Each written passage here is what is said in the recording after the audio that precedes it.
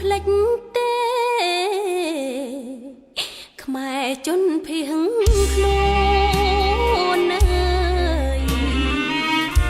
ខំរត់ខំលូនស្ទើរតែខ្សិនខ្សៃនាំប្រពន្ធកូនឆ្លងវាលកាត់ព្រៃចាក់ចោលទឹកដីបរិយបវ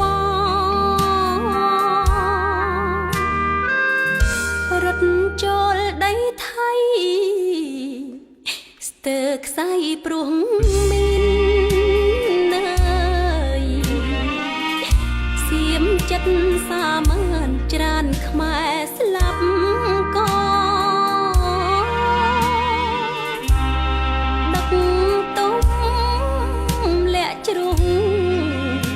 ព្រៃភ្នំក្រំថ្ម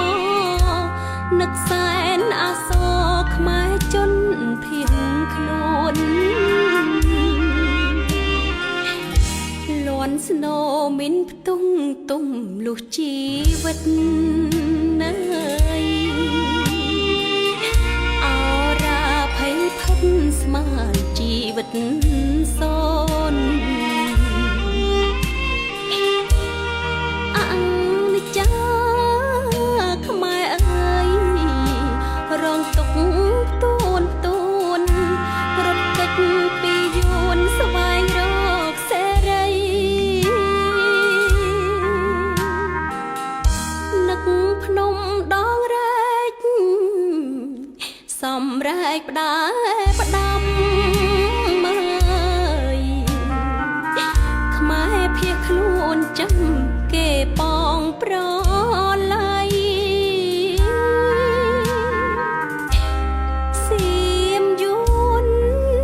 បន្តចង់លេបទឹកដីខ្មែរម្ចាស់បរិយខ្ចាត់ខ្ចាយភៀងខ្លួន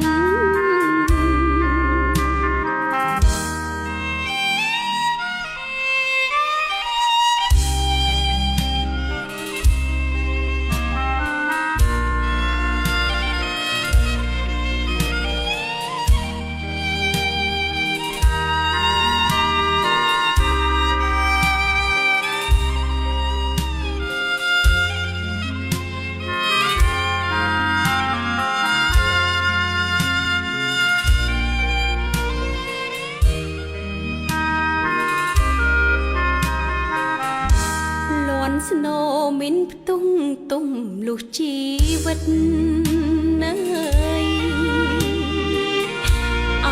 រាភ័យផិតស្មានជីវិតសូនអនិច្ចា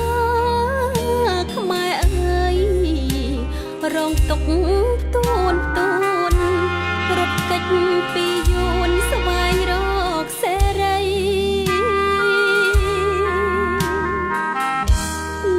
ភ្នំដងរែកសំរែកផ្ដាផ្ដាំ